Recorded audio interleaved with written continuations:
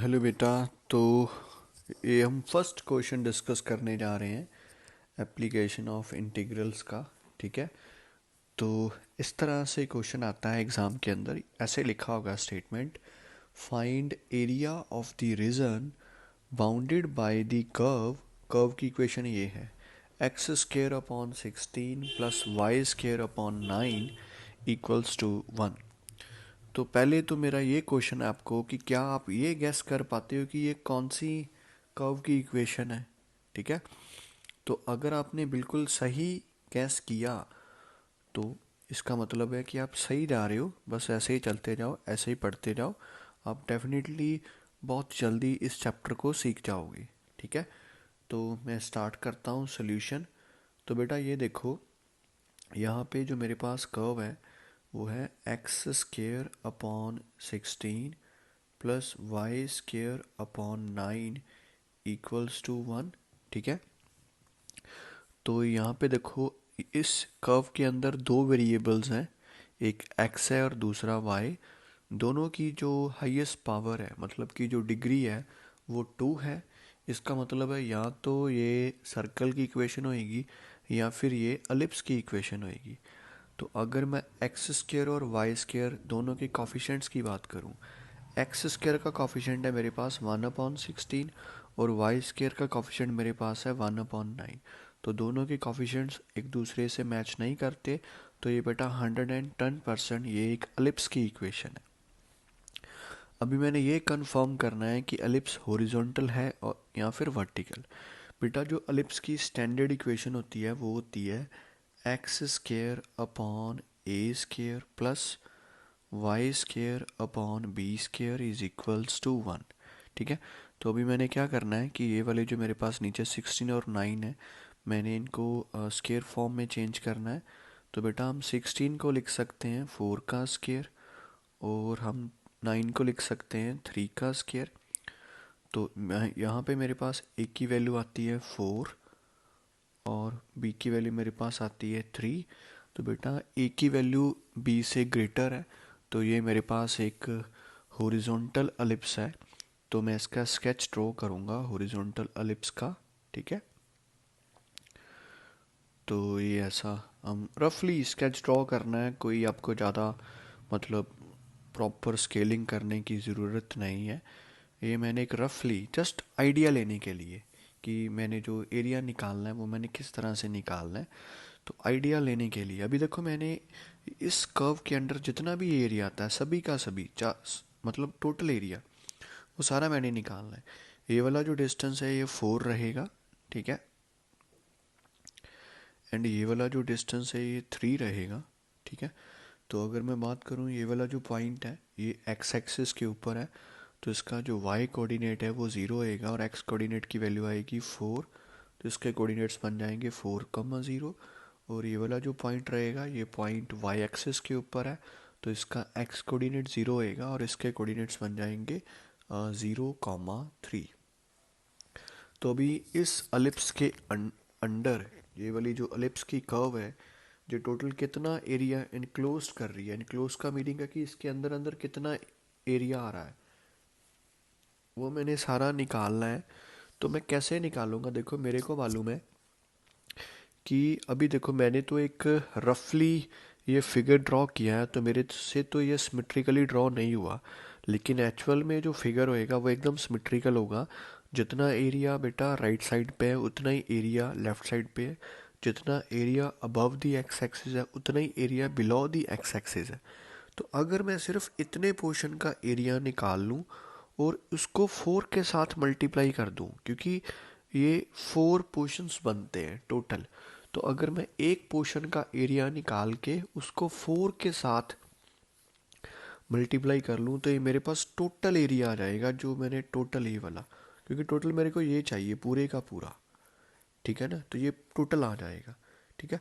तो अभी यह कैसे लेना है एरिया ऑफ शेडेड रीजन, तो हम अभी करते हैं स्टार्ट।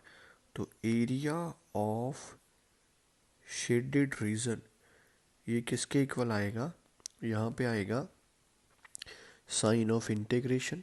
ठीक है। अभी मैंने यहाँ से स्टार्ट करना है और यहाँ पे जाके स्टॉप करना है। मैंने निकालना है कि इस कर्व के अंडर, मतलब इस कर्व के नीचे नीचे ये कितना एरिया आता है, ये मैंने निकालना है।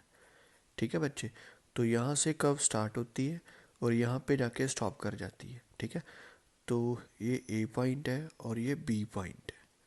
ठीक है, अब भी मैं जो मूव कर रहा हूँ मैं इधर ऐसे मूव कर रहा हूँ अलोंग दी एक्स एक्सिस। जो मैं लिमिट्स लूँगा वो बेटा मैं एक्स कोऑर्डिनेट्स में से चूज़ करूँगा। ठीक है, तो यहाँ से कब स्टार्ट होती है और यहाँ पे स्टॉप होती है। तो यहाँ से मेरे को मिलेगी लोअर लिमिट और यहाँ से मेरे को मिलेगी अपर लिमिट। तो यहाँ पे एक्स के कोऑर्डिनेट की वैल्यू कितनी है, ज़ीरो, तो लोअर लिमिट आएगा ज़ीरो। और यहाँ पे जो मेरे पास एक्स कोऑर्डिनेट है उसकी वैल्यू मेरे पास यहाँ पे फोर है, तो अपर लिमिट फोर की आएगी। ठीक है, और जो मैं इंटीग्रेट करूँगा वो बेटा मैं करूँगा विद रिस्पेक्ट टू एक्स, लेकिन जो मैंने वैल्यू लेनी है यहाँ पे वो मैंने लेनी है वाई की। तो अभी जो वाई की वैल्यू आएगी वो कहाँ से आएगी, यो मेरे पास ये वाली जो कर्व की इक्वेशन है ना, मैं यहाँ से वाई की वैल्यू लूँगा।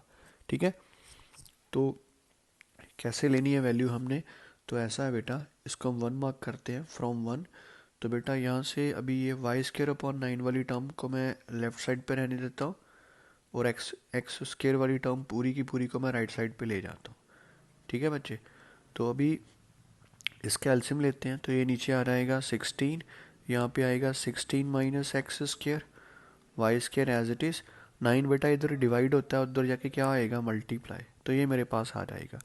तो यहाँ से मेरे पास y की वैल्यू आएगी बेटा, नाइन का अंडर रूट थ्री आ जाएगा, सिक्सटीन का अंडर रूट फोर आ जाएगा और ये नीचे आ जाएगा under root sixteen minus x square. तो ये वाली वैल्यू बेटा मैं यहाँ पे यूज़ करूँगा, three by four under root, बेटा सिक्सटीन को मैं लिख सकता हूँ फोर का स्केयर माइनस एक्स स्केयर। अभी थ्री, अच्छा एक बात और है, इसको मैंने फोर के साथ भी मल्टीप्लाई करना है। वो मैंने क्यों करना है मैंने आपको पहले बता दिया था, क्योंकि मैंने एक एक पोर्शन का निकालना है, टोटल पोर्शन फोर है, तो इसलिए बेटा हम फोर के साथ मल्टीप्लाई करेंगे। तो ऐसा करना ज़्यादा आसान है हमारे लिए, हम ऐसा कर सकते हैं, एक पोर्शन का निकाल के उसको फोर टाइम कर सकते हैं ताकि पूरे एलिप्स का एरिया आ सके।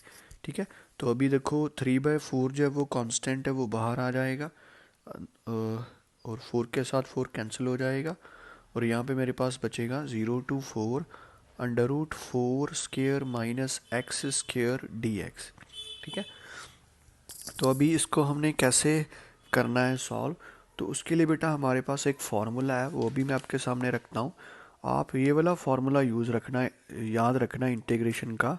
ये आपको एप्लीकेशन ऑफ इंटीग्रेशन, सॉरी जो AOI चैप्टर है एप्लीकेशन ऑफ इंटीग्रल, इसके अंदर ये काफ़ी ज़्यादा फार्मूला यूज़ होता है। यहाँ पे A जो होता है वो कांस्टेंट होता है और U मतलब U इज़ अ टर्म, मतलब यू एक्स भी हो सकता है और एक्स के अलावा भी कोई टर्म हो सकती है।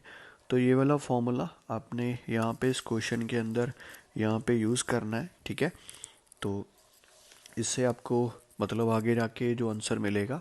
अच्छा कभी कभार क्या होता है कि जो मतलब कि हमारे पास अपना क्या बोलते हैं, कई बार कैलकुलेशन में एरिया नेगेटिव आ जाता है, पर एक्चुअल में बेटा एरिया कभी भी नेगेटिव नहीं होता। तो अगर बाई चांस आंसर लास्ट में नेगेटिव आ जाए तो आपने उसका जो मॉडुलस है उसको कंसिडर करके एरिया को पॉजिटिव बना देना है। ठीक है, तो अभी मैं आपको यहाँ पे जो मैंने फार्मूला भी आपको दिखाया था वो मैं आपको यहाँ पे यूज़ करके बताऊँगा।